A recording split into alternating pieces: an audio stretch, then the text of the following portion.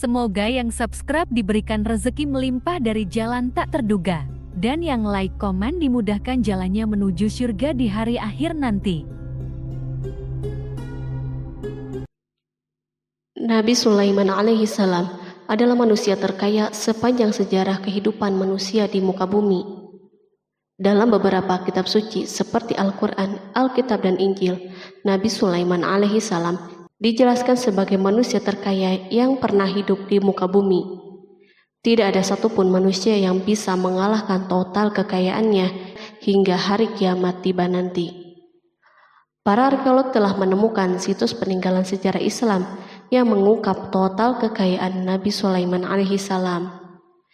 Eres bin Yosef, profesor sekaligus peneliti, ia menyatakan bahwa 3000 tahun yang lalu Nabi Sulaiman alaihi salam diperkirakan memiliki kekayaan senilai 2,2 triliun US dollar. Apabila dikonversikan dengan nilai mata uang hari ini, dan jika dirupiahkan, nilainya setara dengan 32.891.870 triliun rupiah. Nabi Sulaiman memiliki beberapa mukjizat, di antaranya adalah dapat berbicara dengan bahasa binatang. Beliau dapat memerintah mereka untuk melakukan sesuatu. Beliau juga dapat mengendalikan besar kecilnya tekanan angin dan dapat mengatur ke arah mana angin akan berhembus. Sehingga dengan itu, Nabi Sulaiman dapat memanfaatkan angin sebagai kendaraannya dan juga kendaraan tentaranya. Nabi Sulaiman juga bisa melunakkan besi dan membentuknya menjadi pakaian perang yang anti tusukan senjata tajam. Nabi Sulaiman juga memimpin para jin. Mereka tunduk dan patuh pada perintah Nabi Sulaiman. Tidak hanya itu, setan dan iblis laknatullah yang merupakan makhluk pembangkang dapat dibuat tunduk bertekuk lutut pada perintah-perintah Nabi Sulaiman. Nabi Sulaiman bisa melakukan teleportasi, yaitu berpindah dari suatu tempat ke tempat yang lain dalam waktu singkat.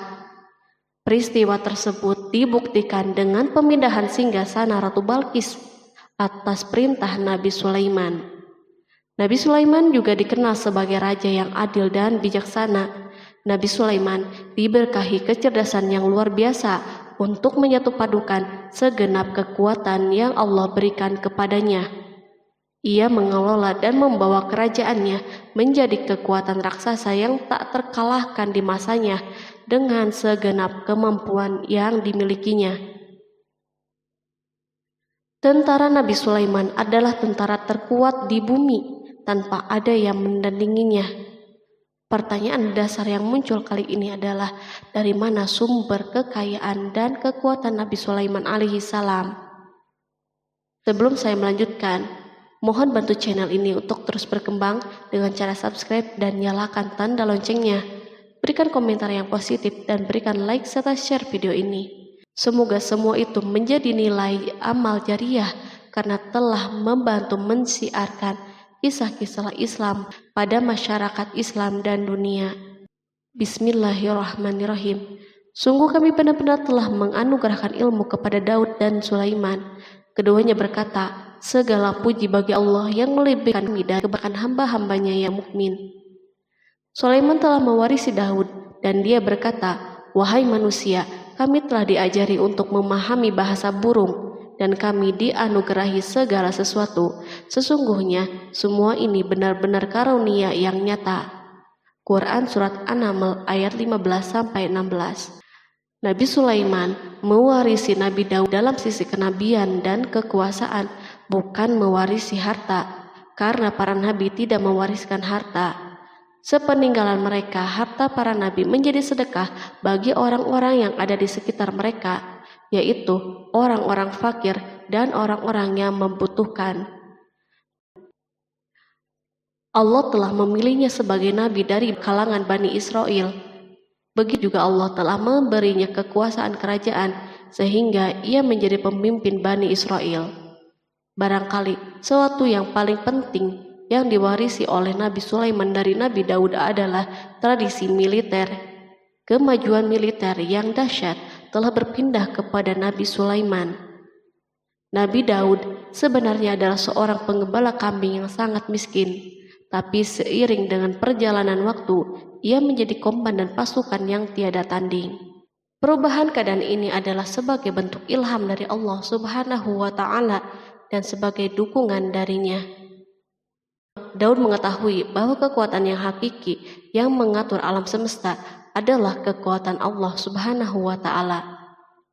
Kehadiran Nabi Daud mengubah keadaan pasukan Bani Israel, di mana mereka sebelumnya lari jika berhadapan dengan musuh, maka kini keberadaan mereka mulai diperhitungkan.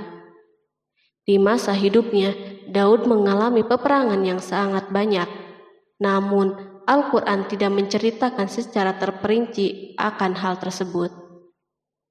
Dan kami kuatkan kerajaannya. Quran Surat Shad ayat 20. Ayat tersebut berarti bahwa Daud belum pernah terkalahkan dalam peperangan yang diikutinya.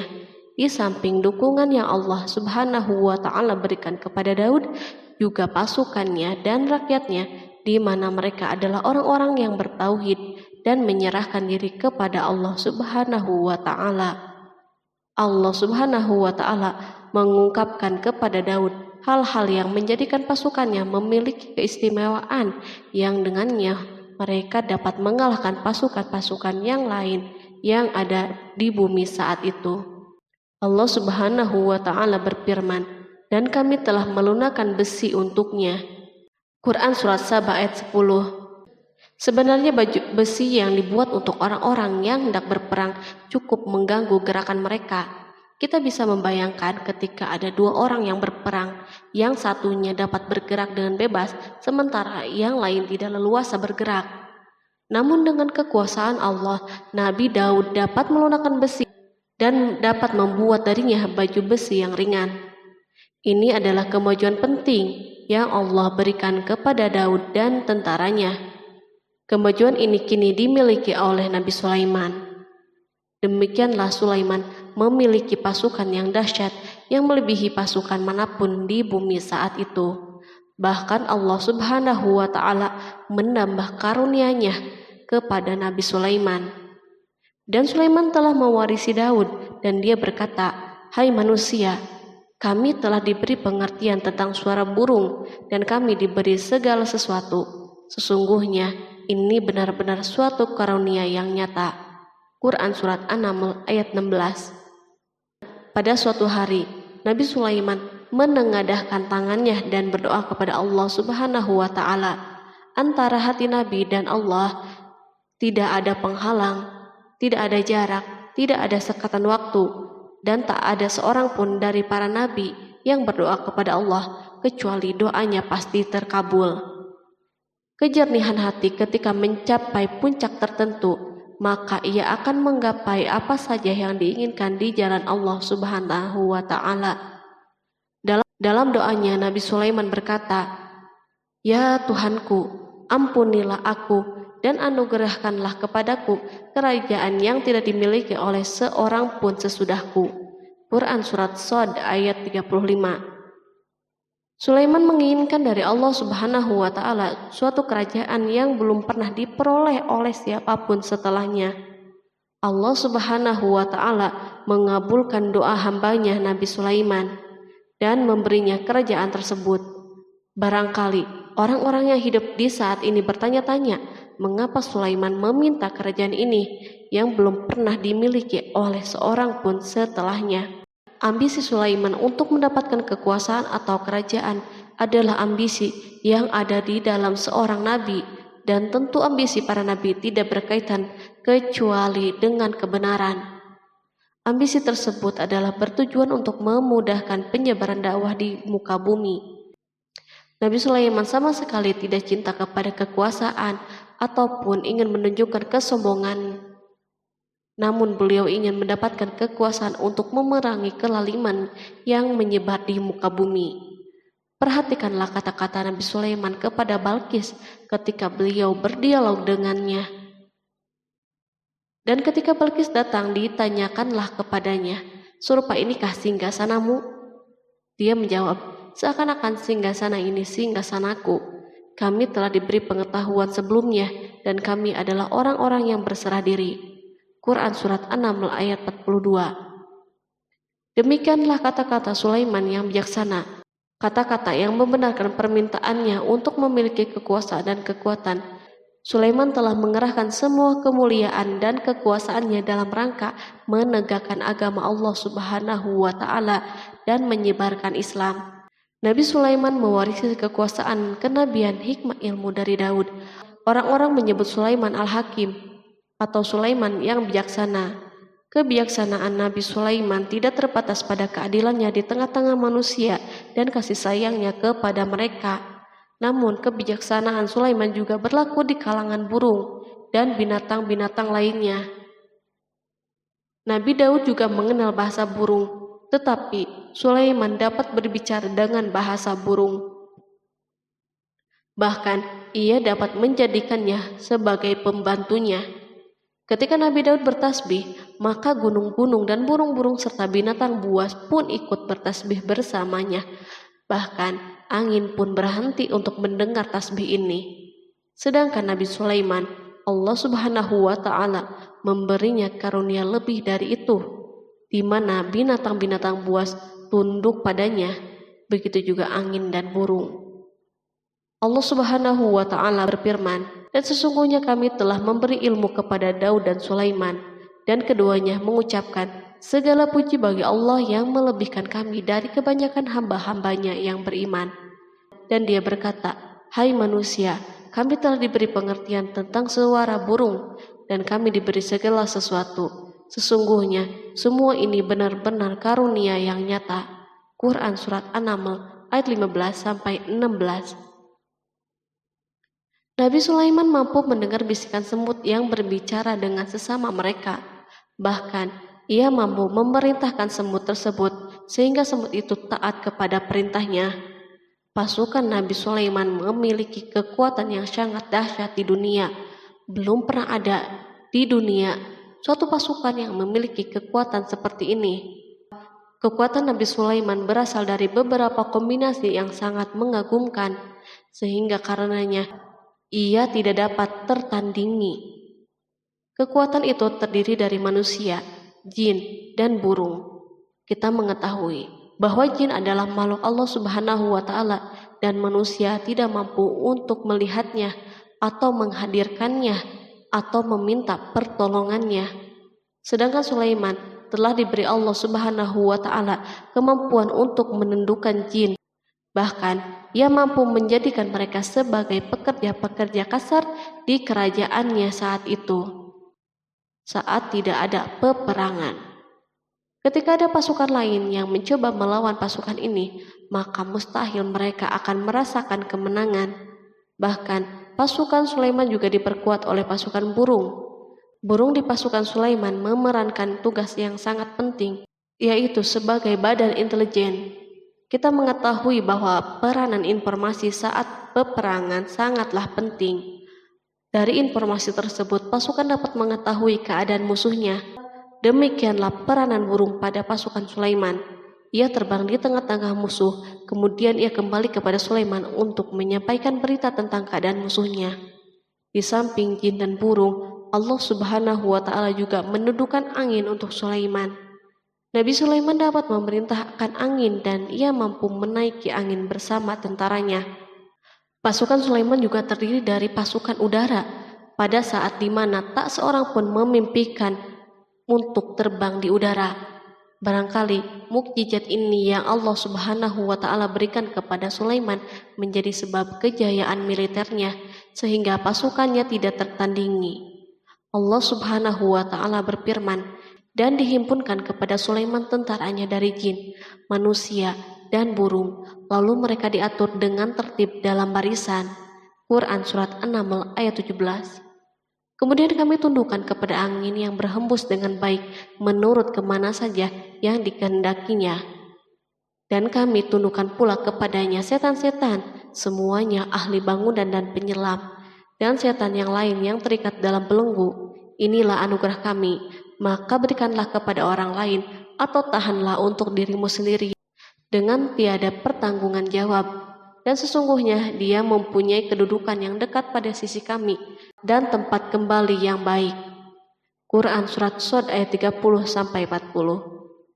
Di samping senjata udara yang Allah Subhanahu wa Ta'ala berikan kepada Sulaiman, Allah Subhanahu wa Ta'ala juga memberikan kemampuan yang tak seorang pun dari para nabi mendapatkannya, yaitu kemampuan untuk memerintah setan. Setan adalah salah satu bagian dari jin. Ia adalah kelompok yang celaka dari bangsa jin. Kelompok ini sebenarnya tidak mampu dikuasai oleh manusia. Bahkan jin soleh pun tidak dapat mengatur mereka. Adapun Sulaiman, Allah Subhanahu wa Ta'ala memberinya kekuasaan untuk menundukkan setan dan mempekerjakannya, bahkan mengikatnya dengan rantai serta menghukumnya jika menentang perintahnya. Setan membangun untuk Sulaiman istana dan patung-patung dan alat-alat perang. Bahkan setan-setan itu menyelam di dasar lautan untuk mengeluarkan permata dan yakut untuk Sulaiman. Jika ada di antara setan yang menentang perintahnya, maka Nabi Sulaiman mengikatnya dengan rantai. Ini semua menunjukkan kekayaan Sulaiman dan kekuasaannya, di mana ia mampu mengatur banyak makhluk di dunia. Tentu kemampuan itu atas izin Allah sebagai mukjizat darinya. Allah Subhanahu wa Ta'ala berfirman, dan sebagian dari jin ada yang bekerja di hadapannya di bawah kekuasaannya dengan izin Tuhannya, dan siapa yang menyimpang di antara mereka dari perintah kami, maka kami rasakan kepadanya azab neraka yang apinya menyala-nyala. Para jin itu membuat untuk Sulaiman apa yang dikehendakinya dari gedung-gedung yang tinggi, patung-patung, dan piring-piring yang besarnya seperti kolam dan periuk yang tetap berada di atas tungku. Quran Surat Saba ayat 12. Nabi Sulaiman yang bijaksana adalah penguasa yang tak tertandingi di muka bumi.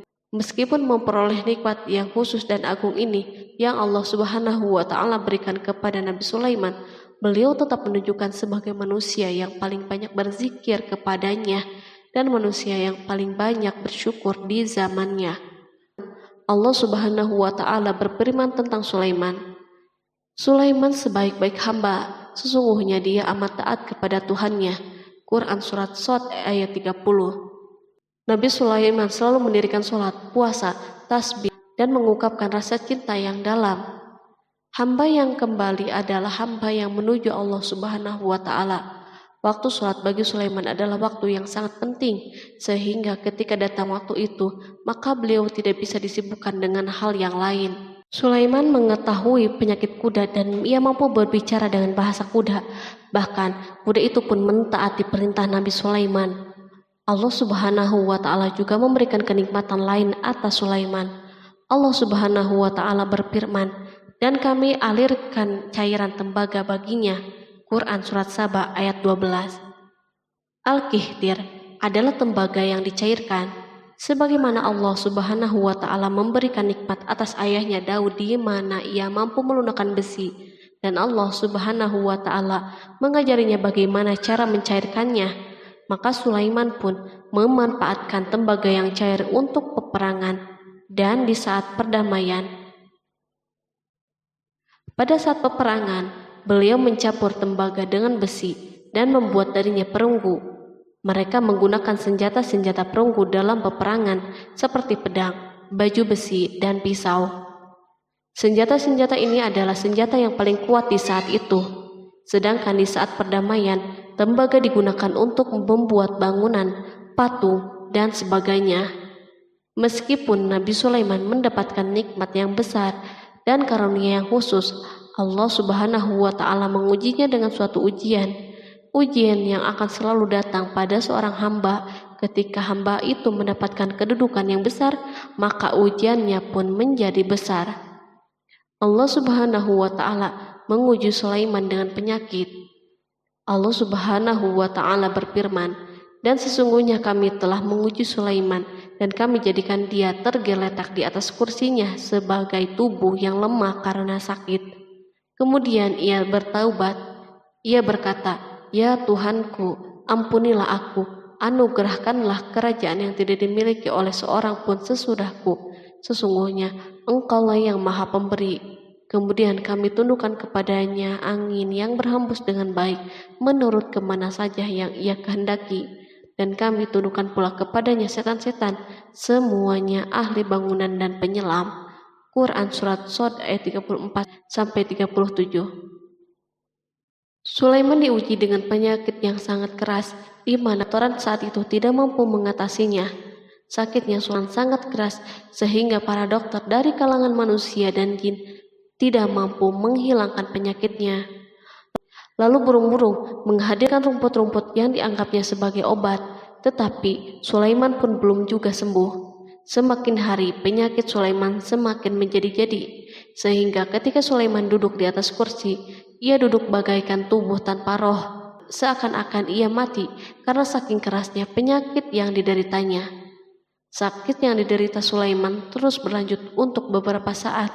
Namun Sulaiman tidak henti-hentinya berzikir kepada Allah Subhanahu wa Ta'ala dan meminta kesembuhan kepadanya, serta beristighfar kepadanya, serta mengungkapkan rasa cintanya kepada Allah Subhanahu wa Ta'ala.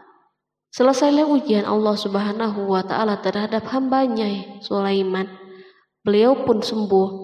Kini Sulaiman merasakan kembali kesehatannya setelah mengetahui segala kejayaannya dan segala kekuasaannya serta segala kebesarannya tidak lagi mampu menghilangkan penyakit yang dideritanya, kecuali jika Allah Subhanahu wa Ta'ala menghendakinya. Dan sesungguhnya kami telah menguji Sulaiman dan kami jadikan dia tergeletak di atas kursinya sebagai tubuh yang lemah karena sakit. Quran Surat Shod ayat 34. Kata jasad dalam bahasa Arab diungkapkan atas sesuatu yang kehilangan kehidupan atau kesehatan. Nabi Sulaiman telah membangun masjid atau tempat beribadah sehingga manusia menyembah Allah Subhanahu wa Ta'ala di dalamnya. Rumah ini menunjukkan keunggulan seni arsitektur dan seni pahat. Orang-orang yang membangun rumah ini berjumlah puluhan ribu orang. Tentu setiap kelompok dari mereka memiliki pekerjaan masing-masing. Di antara mereka ada yang mencairkan tambang, ada yang menjadi tukang pahat, ada yang membelah batu, ada yang memotong-motong kayu, ada yang mendatangkan rumput-rumput dari Libanon, dan ada yang melelehkan emas dan menjadikannya lempengan-lempengan yang mengkilat untuk menutupi kayu dan menutupi dinding. Bahkan golongan jin membantu pembangunan rumah tersebut, tentu dengan perintah dan bimbingan Nabi Sulaiman. Mereka membuat patung-patung yang besar dan membuat bejana yang besar untuk tempat makanan para tentara dan pekerja, yaitu bejana seperti gunung karena saking beratnya dan besarnya.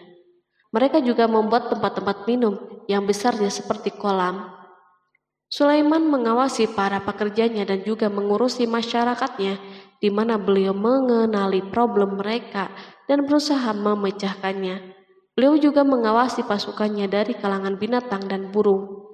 Beliau mengetahui apakah ada satu dari mereka yang tidak hadir, kemana ia pergi, serta mengapa ia pergi. Nabi Sulaiman bukan hanya mengetahui problem tentaranya dari kalangan manusia dan tentaranya dari kalangan burung, namun ia juga menunjukkan kasih sayangnya terhadap semut, di mana beliau mendengar bisikannya dan tidak suka untuk menginjaknya. Pada suatu hari, ia berjalan di depan tentaranya dan tiba-tiba ia mendengar suara semut yang berkata kepada teman-temannya dari kalangan semut. Hingga apabila mereka sampai di lembah semut, berkatalah seekor semut, "Masuklah ke dalam sarang-sarangmu agar kamu tidak terinjak oleh Sulaiman dan tentaranya." Sedangkan mereka tidak menyadari. Maka dia tersenyum karena mendengar perkataan semut itu, dan ia berdoa, "Ya Tuhanku, berilah aku ilham untuk tetap mensyukuri nikmat-Mu yang telah Engkau anugerahkan kepadaku dan kepada kedua orang ibu dan bapakku, dan untuk mengerjakan amal soleh yang Engkau ridhoi, dan masukkanlah aku dengan rahmat-Mu ke dalam golongan hamba-hamba-Mu yang soleh." Quran Surat An-Naml ayat 18-19. Sulaiman mendengarkan pembicaraan semut itu, lalu beliau tersenyum karena mendengar pembicaraannya. Apa yang dibayangkan oleh semut kecil itu? Meskipun Sulaiman mendapatkan kekuasaan dan memiliki tentara yang besar, namun beliau menunjukkan kasih sayang terhadap semut. Beliau mendengar bisikannya dan melihat semut yang ada di depannya.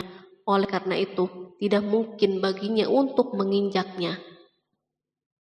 Sulaiman bersyukur kepada Allah Subhanahu wa Ta'ala yang telah memberinya nikmat, yaitu nikmat rahmat dan nikmat kasih sayang.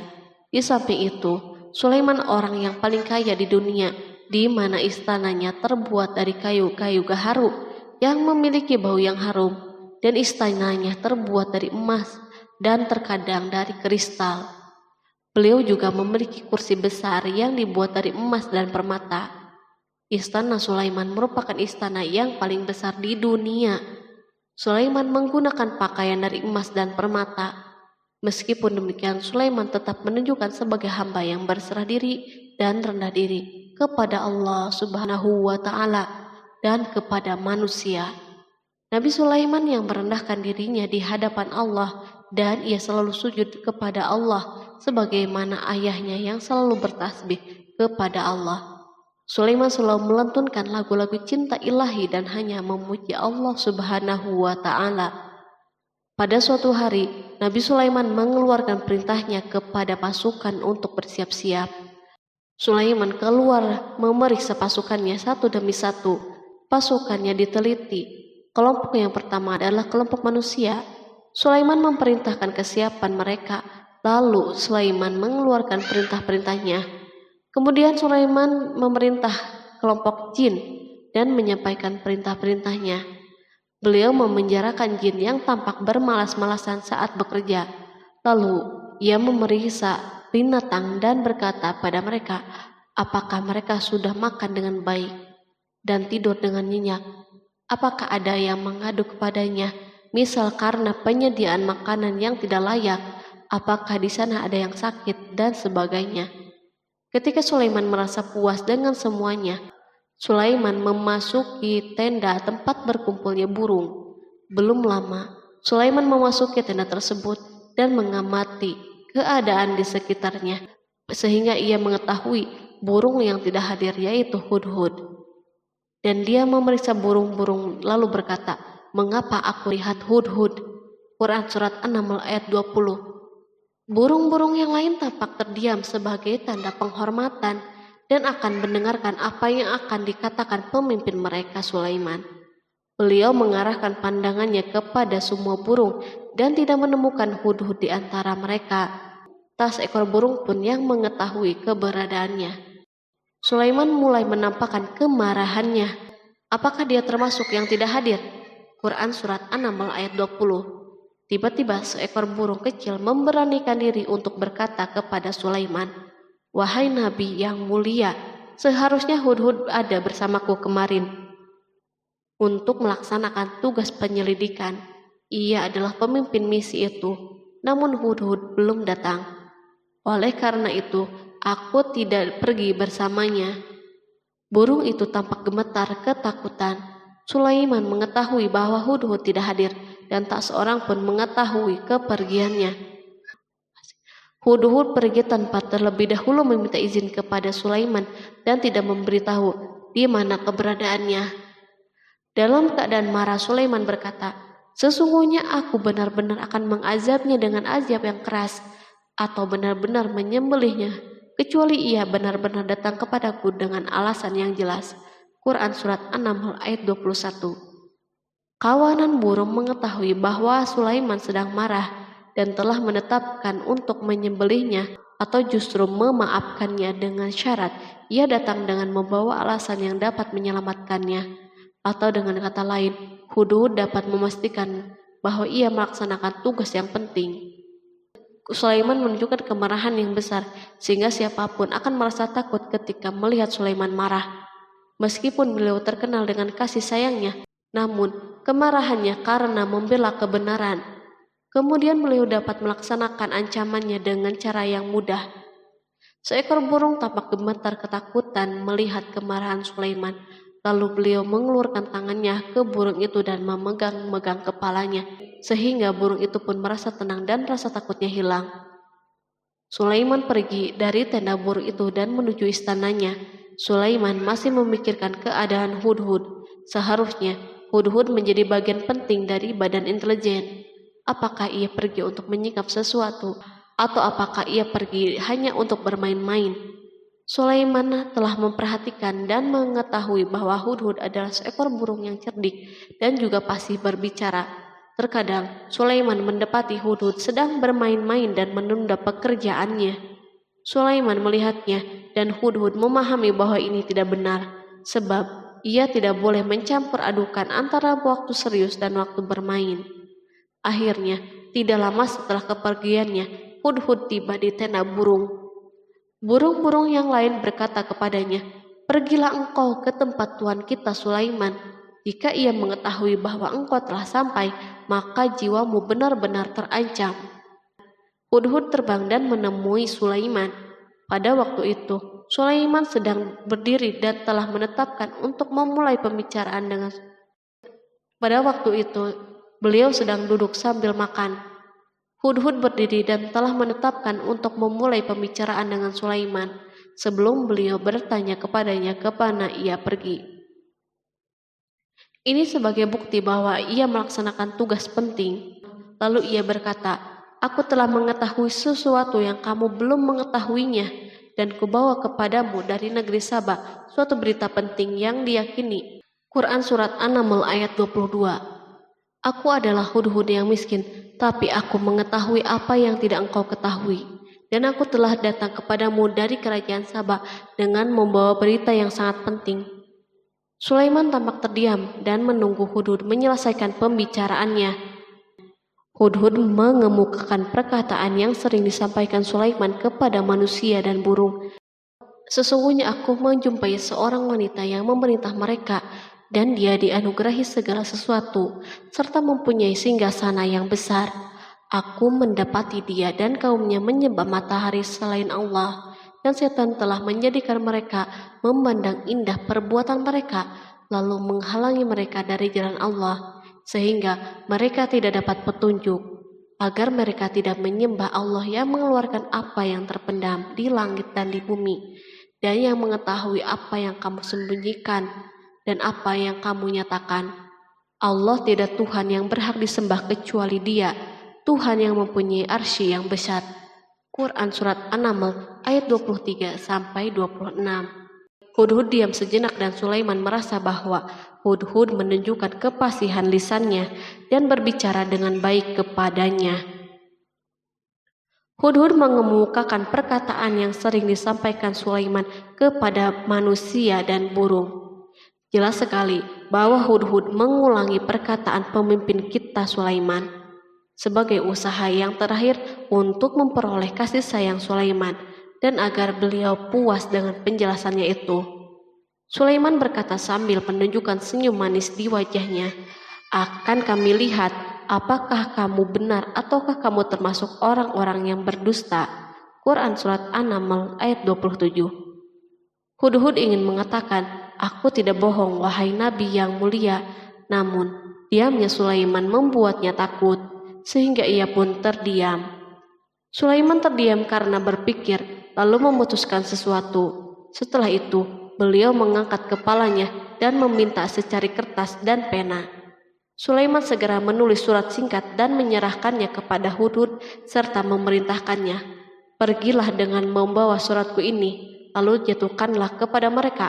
Kemudian berpalinglah dari mereka, lalu perhatikanlah apa yang mereka bicarakan." Quran Surat An-Naml ayat 28. Al-Quran langsung menyebut keadaan kerajaan Balqis yang saat itu sedang membaca surat tersebut di depan para pembesar kerajaannya dan para menterinya. Berkata ia Balqis, "Hai pembesar-pembesar, sesungguhnya telah dijatuhkan kepadaku sebuah surat yang mulia. Sesungguhnya surat itu dari Sulaiman, dan sesungguhnya isinya dengan menyebut nama Allah yang Maha Pengasih lagi Maha Penyayang, bahwa janganlah kalian berlaku sombong terhadapku, dan datanglah kepadaku sebagai orang-orang yang berserah diri." Quran Surat An-Naml ayat 29-31. Dalam surat Sulaiman itu disebutkan, hendaklah mereka menyerahkan diri dan tunduk kepada perintahnya. Sulaiman memerintahkan agar mereka meninggalkan penyembahan terhadap matahari. Sulaiman tidak mempersoalkan akidah mereka dan tidak memuaskan mereka dengan apapun. Sulaiman hanya memerintahkan bahwa ia berada di atas kebenaran. Bukankah ia didukung kekuatan yang berlandaskan keyakinan yang dimilikinya? Sulaiman hanya memerintahkan mereka agar tunduk dan patuh kepadanya. Ratu Saba menyampaikan surat tersebut di tengah-tengah kaumnya. Berkata dia, Balkis, "Hai putra para pembesar, berilah aku pertimbangan dalam urusanku ini. Aku tidak pernah memutuskan sesuatu persoalan sebelum kamu berada di majelisku." Quran Surat An-Naml ayat 32. Sementara itu, reaksi para pembesar istana adalah menentang surat tersebut. Isi surat itu membangkitkan kecongkakan kaum Saba, di mana mereka merasa lebih kuat. Mereka mengetahui bahwa di sana ada orang yang mencoba menantang mereka dan mengisyaratkan peperangan kepada mereka. Lalu ia meminta kepada mereka untuk memenuhi syarat-syaratnya sebelum terjadinya peperangan dan kekalahan. Mereka menjawab, "Kita adalah orang-orang yang memiliki kekuatan dan juga memiliki keberanian yang sangat dalam peperangan, dan keputusan berada di tanganmu. Maka pertimbangkanlah apa yang akan kamu perintahkan." Quran Surat An-Naml ayat 33. Para pembesar kaumnya ingin berkata, "Kita siap untuk melaksanakan peperangan." Tampaknya ratu memiliki kebijakan yang lebih baik daripada pembesar kaumnya. Surat Sulaiman itu membuatnya berpikir lebih jernih dan hati-hati. Ia berusaha sebisa mungkin menghindari peperangan. Ratu itu berpikir dalam tempo yang lama. Nama Sulaiman tidak diketahuinya, dan ia pun belum pernah mendengarnya. Oleh karena itu, ratu tidak mengetahui kekuatannya. Boleh jadi Sulaiman memiliki kekuatan yang dahsyat sehingga mampu memerangi kekuasaannya dan mengalahkannya. Kemudian ratu memperhatikan apa yang ada di sekelilingnya. Ia melihat kemajuan masyarakatnya dan kejayaannya. Barangkali ia mengira bahwa Sulaiman iri terhadap kemajuan dan kekayaan ini, sehingga Sulaiman ingin menyerangnya. Setelah mempertimbangkan isi surat Sulaiman dengan cermat, Ratu Saba memilih untuk tidak bersikap ceroboh. Ratu itu lebih suka untuk menggunakan bahasa-bahasa kelembutan. Ia mengirim kepada Sulaiman suatu hadiah yang besar. Ratu mengira bahwa Sulaiman seorang yang ambisius, yang boleh jadi ia telah mendengar tentang kekayaan kerajaannya. Para utusan pergi dengan membawa hadiah dari Ratu Saba. Ratu berharap agar mereka dapat memasuki kerajaan Sulaiman dan akan mengetahui kondisi kerajaannya. Saat mereka pulang, Ratu ingin mendengar secara langsung dari mereka tentang keadaan kaum Sulaiman dan pasukannya. Setelah mendapatkan informasi yang cukup, maka Ratu dapat membuat suatu keputusan yang tepat. Ratu menyembunyikan apa yang terlintas dalam dirinya, lalu ia berbicara kepada pembesar istananya bahwa ia dapat menyingkap niat jahat Raja Sulaiman melalui cara mengirimkan hadiah kepadanya. Ratu lebih memilih cara tersebut dan menunggu reaksi Sulaiman. Ratu berhasil memuaskan para pembesar istananya dan untuk sementara menghilangkan ide untuk berperang. Karena para raja jika menyerang suatu desa, maka pemimpin desa tersebut adalah orang yang paling banyak mendapatkan kehinaan dan cercaan. Akhirnya para pembesar kaumnya merasa puas dengan pikirannya itu. Allah Subhanahu wa Ta'ala berfirman, Dia berkata, "Sesungguhnya raja-raja apabila memasuki suatu negeri, niscaya mereka membinasakannya dan menjadikan penduduknya yang mulia menjadi hina, dan demikian pula lah yang akan mereka perbuat. Dan sesungguhnya aku akan mengirim utusan kepada mereka dengan membawa hadiah, dan aku akan menunggu apa yang akan dibawa kembali oleh utusan-utusan itu." Quran Surat An-Naml ayat 34-35. Kemudian sampailah hadiah Ratu Balkis kepada Nabi Sulaiman. Para badan intelijennya memberitahunya bahwa para utusan Balkis datang dengan membawa hadiah. Sulaiman langsung mengetahui bahwa ratu itu sengaja mengirim orang-orangnya untuk mengetahui atau mendapatkan informasi tentang kekuatannya. Lalu setelah itu, ia mengambil keputusan atau sikapnya kepada Sulaiman. Sulaiman segera memanggil semua pasukannya untuk berkumpul. Utusan Balkis segera memasuki istana Sulaiman yang dipenuhi dengan pasukan besar yang bersenjata. Tiba-tiba, utusan Balkis tampak tercengang ketika melihat kekayaan mereka dan harta mereka yang tidak ada apa-apanya dibandingkan dengan kerajaan Sulaiman. Hadiah mereka tampak tidak berarti. Emas yang mereka bawa tampak tidak berarti saat mereka memasuki istana Sulaiman yang terbuat dari kayu-kayu pohon gaharu yang mengeluarkan bau yang harum serta dihiasi dengan emas. Para utusan Balkis berdiri bersama Sulaiman dan menyaksikan bagaimana Sulaiman mengendalikan pasukannya. Kemudian mereka mulai berpikir tentang kekuatan dan kualitas pasukan Sulaiman. Betapa kagetnya mereka ketika melihat di tengah-tengah pasukan itu terdapat singa, burung, dan tentara dari kalangan manusia yang mampu terbang. Mereka pun sadar bahwa mereka dihadapkan pada pasukan yang tiada taranya. Selesailah demonstrasi pasukan Sulaiman. Kemudian para utusan itu dipersilahkan maju ke tempat hidangan makanan. Para utusan itu sangat terkejut ketika melihat berbagai macam makanan dari penjuru bumi ada di depannya. Dan di antara makanan itu pun terdapat makanan yang biasa ditemukan di negeri mereka. Tetapi mereka melihat bahwa makanan itu memiliki rasa yang istimewa. Selain itu, piring-piring yang ada di depan mereka dan dijadikan tempat makanan terbuat dari emas dan mereka dilayani oleh laki-laki yang berhias dengan emas. Ratu mereka pun tidak mengenakan hiasan itu. Di meja makan terdapat burung, ikan laut, dan berbagai macam daging yang mereka tidak mampu lagi membedakannya. Sulaiman tidak makan bersama mereka, tetapi beliau makan dengan menggunakan piring yang terbuat dari kayu. Beliau memakan roti yang kering yang dicampur dengan minyak. Inilah makanan yang dipilihnya. Sulaiman makan bersama mereka dalam keadaan diam. Mereka merasa bahwa kehadiran Sulaiman menciptakan suatu kewibawaan yang luar biasa. Selesailah jamuan makanan itu. Lalu dengan sangat malu mereka menyerahkan hadiah Ratu Balkis kepada Sulaiman. Hadiah itu berupa emas, yang bagi mereka hadiah itu sangat bernilai. Tetapi di sini hadiah ini tampak kecil di hadapan kekayaan yang sangat mengagumkan. Sulaiman memperhatikan hadiah ratu itu dan berkata, maka tatkala utusan itu sampai kepada Sulaiman, Sulaiman berkata, apakah patut kamu menolong aku dengan harta? Maka apa yang diberikan Allah kepadaku lebih baik daripada apa yang diberikannya kepadamu. Tetapi kamu merasa bangga dengan hadiahmu. Quran Surat An-Naml ayat 36.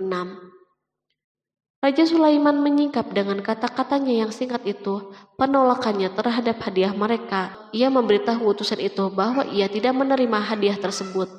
Ia tidak merasa puas dengan hadiah itu. Yang membuatnya puas hanya, janganlah kalian berlaku sombong terhadapku dan datanglah kepadaku sebagai orang-orang yang berserah diri. Lalu Sulaiman kembali berkata dengan pelan, kembalilah kepada mereka. Sesungguhnya kami akan mendatangi mereka dengan bala tentara yang mereka tidak kuasa melawannya. Dan pasti kami akan mengusir mereka dari negeri itu Saba dengan terhina dan mereka menjadi tawanan-tawanan yang hina. Quran Surat An-Naml ayat 37. Sulaiman meninggalkan para utusan ratu itu setelah terlebih dahulu mengancam mereka. Para utusan itu mengharap agar Sulaiman mau menunggu kunjungan dari Ratu Balkis yang akan membawa misi perdamaian. Akhirnya sampailah para utusan Balkis ke negeri Saba. Mereka segera menuju istana ratu. Mereka memberitahu bahwa negeri mereka ada di ujung tanduk. Mereka menceritakan kepada ratu kekuatan Sulaiman dan tidak mungkin bagi mereka mampu melawannya. Mereka meyakinkan Balkis bahwa ia harus mengunjunginya dan melihat sendiri. Kemudian ratu menyiapkan dirinya untuk pergi menuju kerajaan Sulaiman. Sulaiman duduk di kursi kerajaan di tengah-tengah para pembesarnya dan para menterinya, serta para komandan pasukan. Sulaiman mengetahui bahwa Balkis menuju tempatnya. Balkis dikelilingi rasa takut. Sulaiman berpikir sejenak tentang bagaimana matahari disembah. Ia memikirkan bagaimana informasi yang diterima badan intelijennya tentang kemajuan kerajaan Balkis dalam bidang kesenian dan ilmu pengetahuan. Sulaiman bertanya kepada dirinya sendiri, apakah kemajuan menjadi penghalang untuk mengetahui kebenaran? Apakah ratu itu gembira dengan kekuatan yang dicapainya? Dan ia membayangkan bahwa kekuatan adalah segalanya. Dengan kemajuan yang dimilikinya, Sulaiman ingin membuat kejutan agar ratu mengetahui bahwa Islam yang diyakini oleh Sulaiman adalah satu-satunya yang mampu mendatangkan kemajuan dan kekuatan yang hakiki.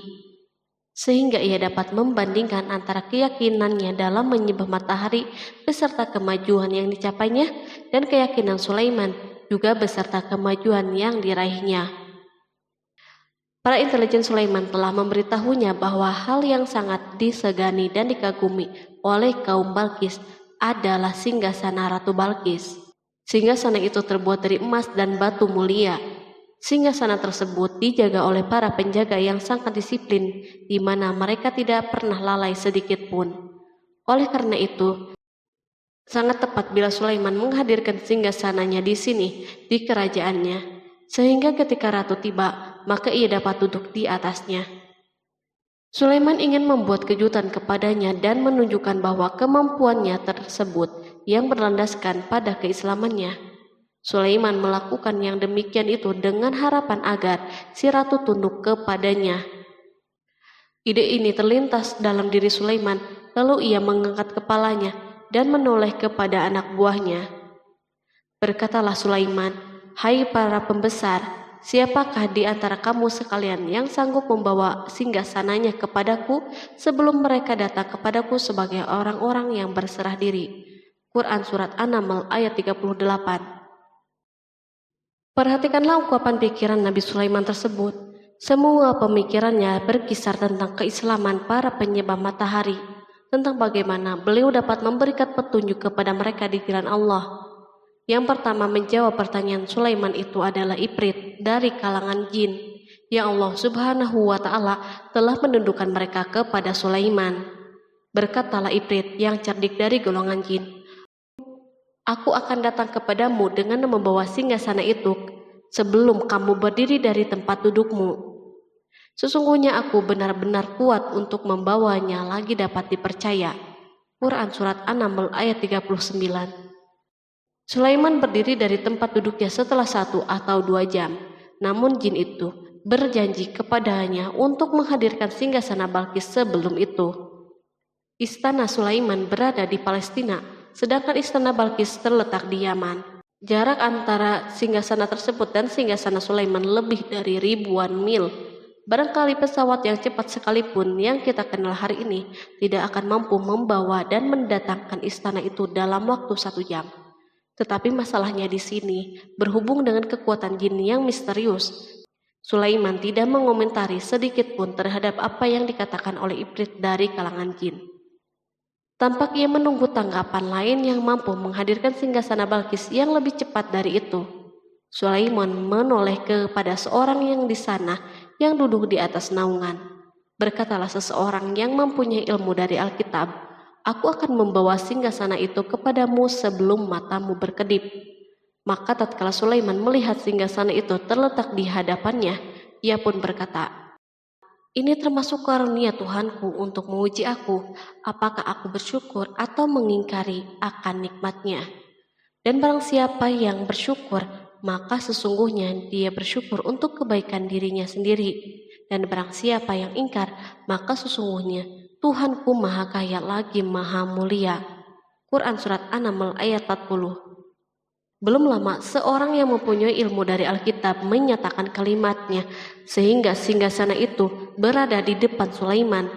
Ia mampu menghadirkan singgasana itu lebih cepat dari kedipan mata, ketika mata itu tertutup dan terbuka.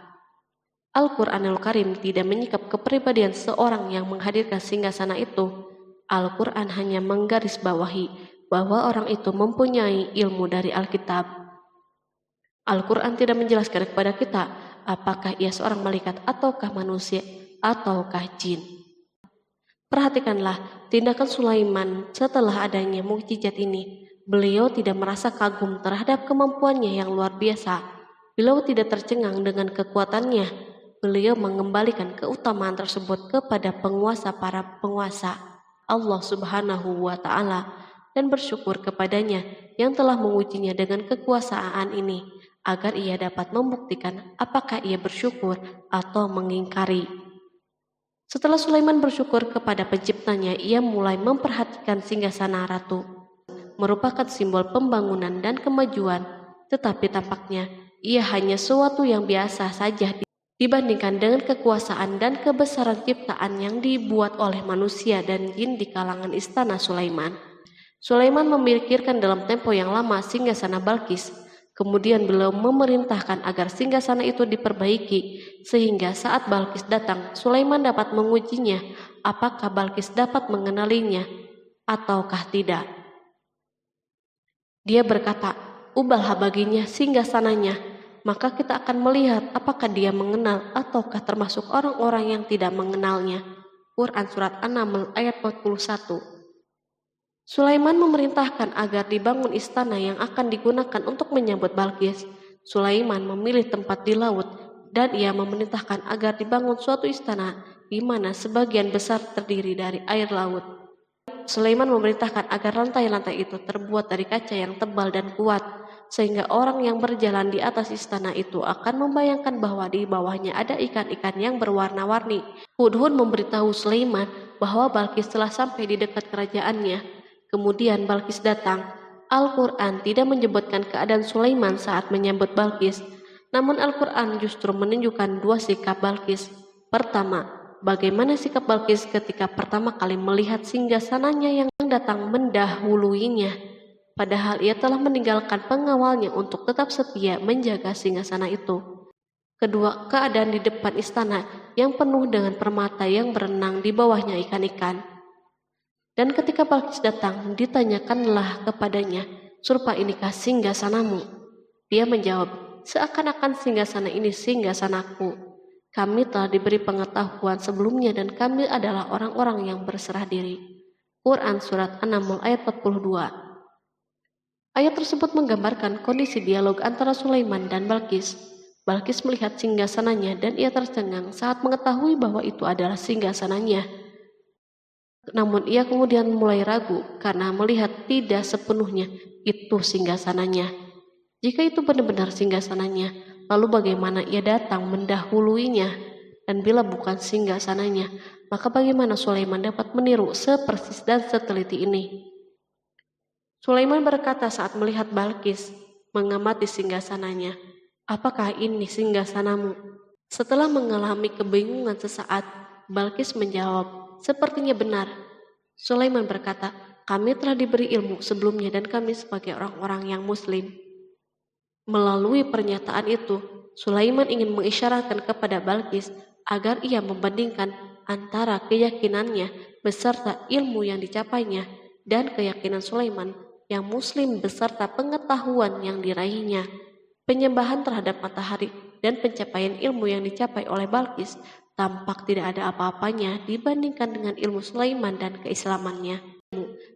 Sulaiman telah mendahulinya dalam bidang ilmu karena keislamannya. Karena itu sangat mudah baginya untuk mengungguli Balkis dalam ilmu-ilmu yang lain. Demikianlah yang diisyaratkan pernyataan Sulaiman kepada Balkis. Ratu Saba itu mengetahui bahwa ini adalah singgasananya, di mana singgasana itu datang lebih dahulu daripada dirinya. Beberapa bagian darinya telah diubah saat Balkis masih berjalan menuju tempat Sulaiman. Ia berpikir kemampuan apa yang dimiliki oleh Nabi Sulaiman. Balkis tercengang melihat apa yang disaksikannya yang merupakan buah dari keimanan Sulaiman dan hubungannya dengan Allah Subhanahu wa Ta'ala. Sebagaimana Balkis tercengang ketika melihat kemajuan dalam bidang pembangunan seni dan ilmu, maka ia lebih kagum lagi saat melihat hubungan yang kuat antara keislaman Sulaiman dan ilmu serta kemajuannya. Dan apa yang disembahnya selama ini selain Allah mencegahnya untuk melahirkan keislamannya, karena sesungguhnya dia terdahulu termasuk orang-orang yang kafir. Bergoncanglah dalam benak Balkis ribuan hal.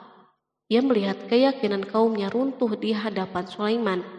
Ia menyadari matahari yang disembahnya merupakan ciptaan Allah Subhanahu wa Ta'ala, di mana dia menggerakkannya untuk hamba-hambanya. Lalu terbitlah matahari kebenaran pada dirinya. Hatinya diterangi oleh cahaya baru yang tidak akan tenggelam seperti tenggelamnya matahari. Masa keislamannya hanya menunggu waktu. Balkis memilih waktu yang tepat untuk mengumumkan keislamannya. Allah Subhanahu wa Ta'ala berfirman, dikatakan kepadanya, "Masuklah ke dalam istana." Maka tatkala dia melihat lantai istana itu, dikiranya kolam air yang besar dan disikapnya kedua betisnya. Berkatalah Sulaiman, Sesungguhnya ia adalah istana yang licin yang terbuat dari kaca. Berkatalah Balqis, "Ya Tuhanku, sesungguhnya aku telah berbuat zalim terhadap diriku, dan aku berserah diri bersama Sulaiman kepada Allah, Tuhan semesta alam." Quran Surat 6 ayat 44. Dikatakan kepada Balqis, masuklah ke dalam istana.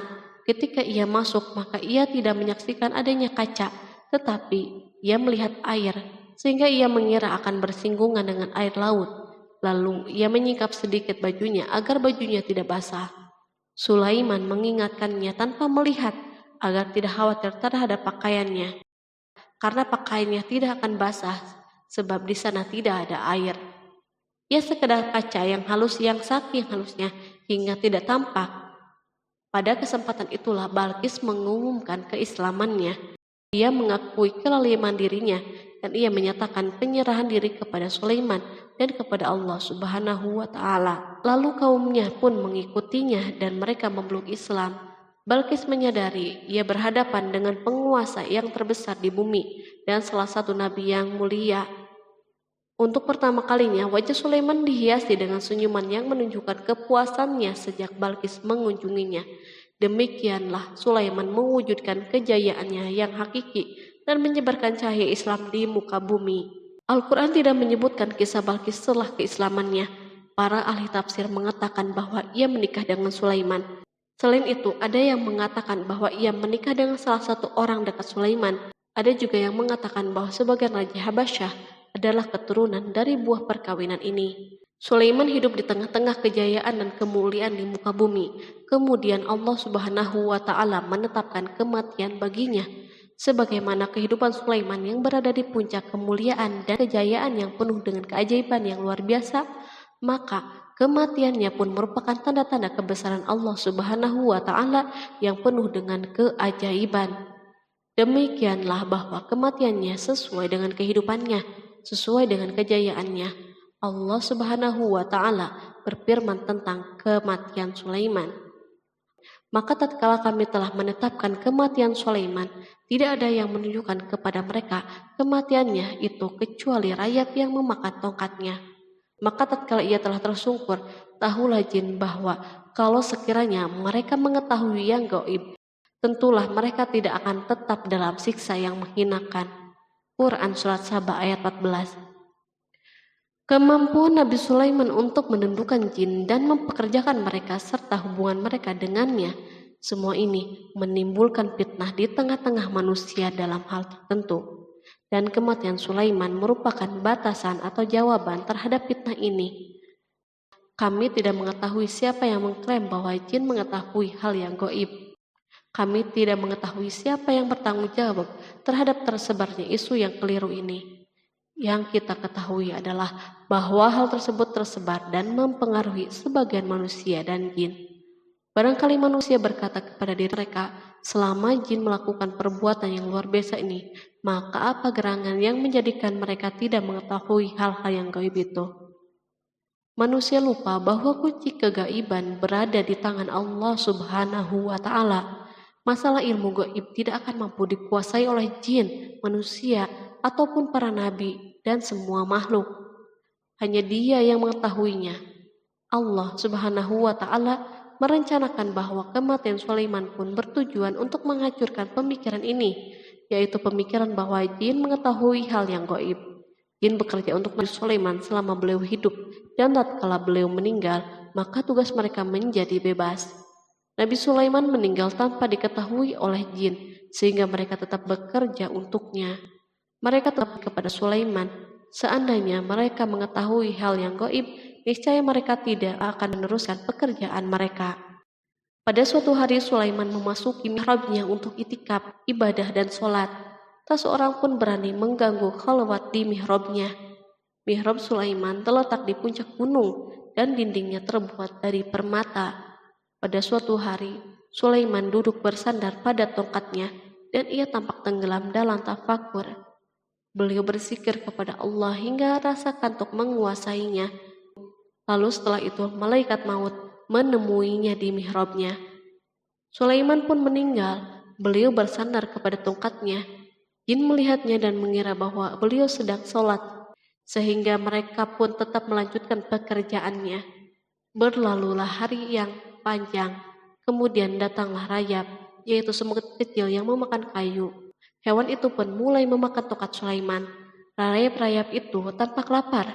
Sebagian dari tongkat Sulaiman dimakan beberapa hari oleh rayap itu. Ketika yang dimakannya semakin bertambah, maka tongkat itu pun menjadi rusak dan jatuh dari tangan Sulaiman. Tubuh mulia itu kehilangan keseimbangan dan terhempas di bumi. Tatkala tubuh suci itu tersungkur, maka manusia segera menuju ke sana. Mereka menyadari dan mengetahui bahwa Nabi Sulaiman telah meninggal dalam waktu yang sangat lama. Jin menyadari bahwa mereka tidak mengetahui hal-hal yang gaib, dan manusia pun mengetahui hakikat ini. Seandainya jin mengetahui hal yang gaib, niscaya tidak akan meneruskan siksa yang hina. Mereka tidak akan bekerja. Demikianlah Nabi Sulaiman meninggal dalam keadaan duduk dan sholat di mihrabnya. Lalu berita itu tersebar bagaikan api di bumi. Manusia, burung dan binatang buas mengantarkan jenazah Nabi Sulaiman. Sekawanan burung tampak sedih dan menangis. Semua makhluk bersedih. Akhirnya, tak seorang pun mengetahui bahasa burung di bumi. Meninggallah seorang yang memahami pembicaraan burung. Burung-burung itu berkata, "Betapa beratnya kehidupan di tengah-tengah orang yang tidak mengetahui pembicaraan kita." Terdapat sejumlah versi perihal riwayat tentang kisah wafat Nabi Sulaiman alaihi salam. Salah satunya hadis yang diriwayatkan oleh Al-Hafiz Ibnu Asakir dalam tafsir Ibnu Katsir. Hadis ini disebut mendekati kebenaran kisah wafatnya Nabi Sulaiman. Seperti yang dikutip dari buku Kisah Para Nabi oleh Imam Ibnu Katsir. Menurutnya, Nabi Sulaiman alaihissalam meninggal dalam keadaan berdiri. Berdirinya beliau ini adalah sedang melakukan sholat dan bersandar pada tongkatnya. Diketahui Nabi Sulaiman dikenal terbiasa menyendiri di dalam Masjid Baitul Maqdis. Durasinya bahkan dalam kurun waktu yang tidak biasa, yakni bisa hingga 1 atau 2 bulan, hingga 1 atau 2 tahun.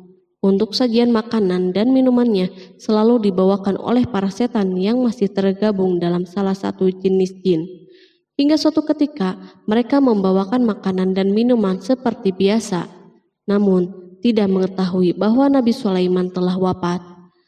Pada hari wafatnya, Nabi Sulaiman mendatangi sebuah pohon yang tumbuh di Baitul Maqdis. Atas izin Allah, Nabi Sulaiman pun berbincang dengan pohon tersebut dan menanyakan nama serta fungsi dari dirinya. Pohon ini bernama Kharubah. Nabi Sulaiman pun bertanya padanya, "Apakah kegunaanmu?" Pohon Kharubah ini pun menjawab, "Aku tumbuh untuk meruntuhkan masjid ini." Lalu Nabi Sulaiman pun berkata, "Allah tidak mungkin meruntuhkan masjid ini selama aku masih hidup. Itu artinya kamu tumbuh untuk mengabarkan kematianku." Lalu Nabi Sulaiman pun mencabut pohon tersebut dan menanamnya di dinding miliknya. Setelah itu, Nabi Sulaiman masuk ke dalam mihrab dan melakukan sholat dengan bersandar pada tongkatnya. Sejumlah sumber juga mengatakan tongkat tersebut berasal dari pohon Kharubah yang sempat dicabutnya sebelumnya. Kemudian Nabi Sulaiman pun menemui ajalnya hingga tidak diketahui oleh setan yang bekerja untuknya sekalipun. Kisah ini diceritakan dalam firman Allah melalui surat Saba ayat 14. Kalangan jin dan setan pun mulai mengetahui kabar kematian Nabi Sulaiman setelah rayap memakan tongkat sebagai penopangnya hingga rapuh. Nabi Sulaiman meninggal berdiri dan bersandar pada tongkatnya. Matanya dalam keadaan terbuka dan fisiknya tidak berubah bentuk. Bahkan tidak ada bau yang muncul dari jenazah tersebut. Ternyata peristiwa wafat ini merupakan jawaban dari doa Nabi Sulaiman alaihissalam sendiri. Ia pernah memohon pada Allah Subhanahu wa Ta'ala agar kematiannya dapat dijadikan pembelajaran bagi umat manusia, bahwa para jin sekalipun tidak mengetahui hal yang gaib. Bahkan mereka pun tidak mengetahui kapan mereka akan menemui ajal dan mendapatkan rezeki. Untuk itu, kisah Nabi Sulaiman yang meninggal dalam keadaan berdiri ini diharapkan menjadi pesan agar manusia tidak menjadikan setan, iblis, atau bangsa jin sebagai tempat menyembah atau teman mereka. Wallahu a'lam bishawab.